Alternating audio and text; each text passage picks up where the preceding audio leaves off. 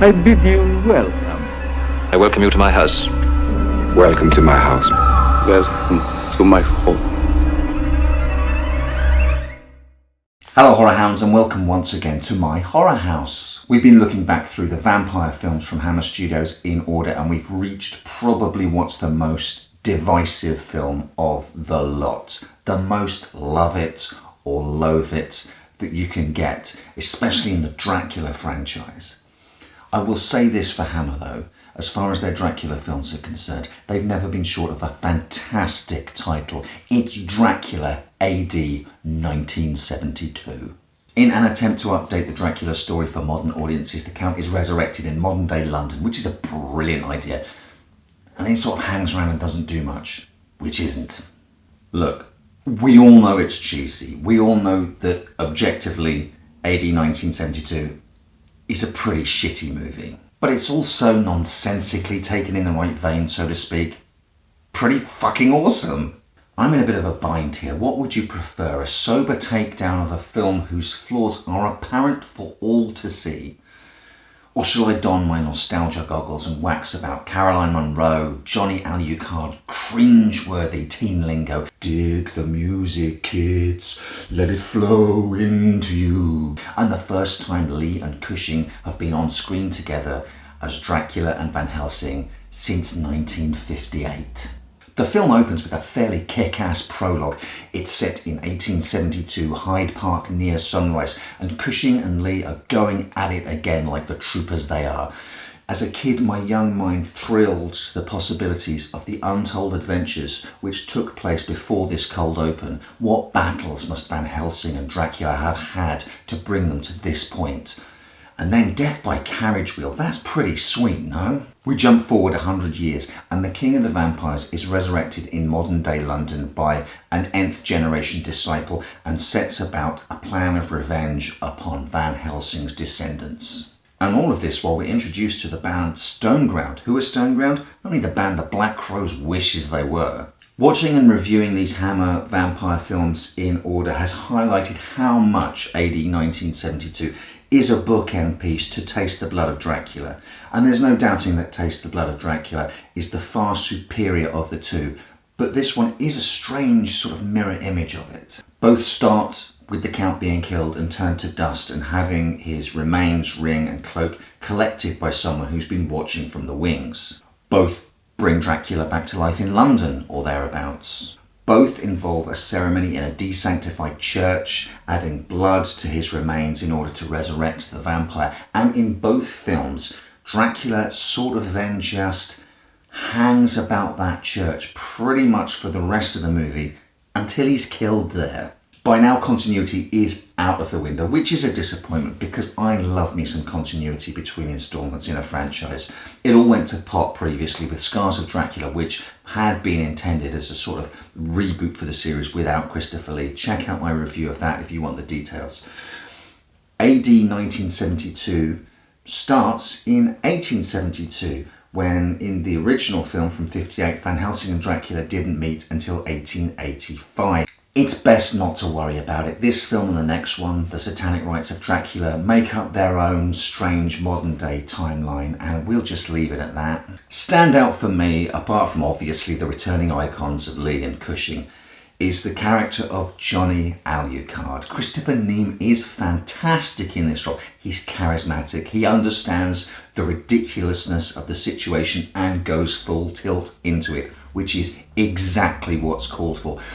With Christopher Lee being all stately and ageless and Cushing being all earnest and concerned, it falls to Neame to bring the groove, and he really does. Dig the music, kids, let it flow into you. Johnny Alucard, the descendant from a family who are bonded to Dracula, disciples of Dracula, is a fantastic poser. He's a wannabe. He's a total scene kid, and he's clearly a major Dracula fanboy rather than a devoted acolyte. I genuinely love Alucard's showdown with Van Helsing. It's perfect for this character that even when he's a fully fledged vampire, he'd try and use a flick knife against an old man. I said in my review of Dracula, Prince of Darkness that I wasn't a big fan of introducing the concept of running water to kill a vampire, but I'm gonna have to allow it because getting taken out by his own shower is such a perfectly punk-ass way for poor Johnny Alucard to go. The disciples of Dracula have been a running theme throughout a lot of these Dracula films, a network of devotees that he's been laying the foundation for centuries. This reaches its apotheosis in the next film, but here I do chuckle at the idea that some 100 years later, the acolytes that he has remaining are just, well, a bit shit. Hammer's clearly trying to be young, hip with it, down with the kids, a little bit like your dad dancing at a party, and it's very cringeworthy. So at the centre of this movie are a group of teens. And you have to ask yourself, what's with kids these days? After the new liberated Hammer of the Karnstein trilogy and the envelope-pushing Vampire Circus, which I reviewed last week, I'd have expected much more from this central group of teens in the swinging 70s. There's a teeny weeny bit of joint smoking way off in the background, but come on, where are the drugs? Where's the free love? In Taste the Blood of Dracula, the group who raised the Count had already indulged in every earthly pleasure and were eager to push the boundaries of experience. In AD 1972, these kids hang out in a coffee bar and seem like they'd be pushing the boat out if one of them suggested Irish coffees. That said, I like Stephanie Beecham's character. I like Jessica Van Helsing, Lorimer's granddaughter, who is acutely aware of the generation gap, and there's a distance between them at the start of the movie, but she warms to him and they close that gap by the end of it through the experiences that they go to. And I really like that little arc. We also have Caroline Munro as Laura, Dracula's first victim in the movie during the satanic raising ceremony.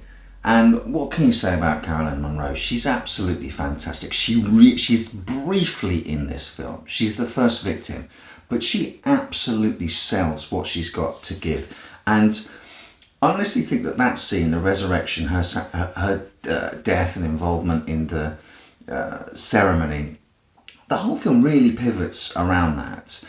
And while you might not buy an awful lot of what else is going on in the movie, her screams as while she's terrified and all her friends are leaving her, and then her resigned sobs as the Count approaches, are gut-wrenching and heartbreaking at the same time. It's helped by the fact that last year at Showmasters I met Caroline Munro and she signed this for me, and she is lovely. She's a lovely, lovely lady to talk to. But this image is really one of the takeaways from the movie. It's a promotional still, it's not from the movie, but an awful lot of time when I think of AD 1972, I think of Christopher Lee looming over Caroline Munro, and I think of her with blood all over her boobs.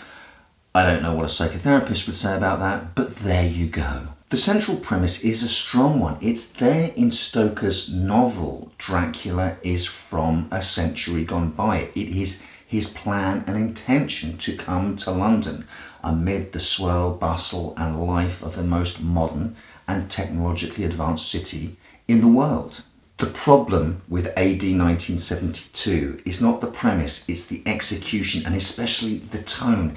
Any sense of horror and suspense has to compete with sort of funky music and wah-wah guitars and horns and people saying groovy and man and talking about the fuzz all the time. Plus scenes of Peter Cushing running through the streets of London looking like he's about to have a heart attack when he really should just be getting a taxi, just so the film can continue to scream at you, look, we're in London, real, actual modern day London. You know there's no real sense of creep and horror in a film when you look at Johnny Alucard's London flat and think, fuck me, I wonder how much that costs to rent now. The next film, the sister film to AD 72, The Satanic Rites of Dracula, takes itself much more seriously. And while its story is better, I'd say that AD 1972 is more fun.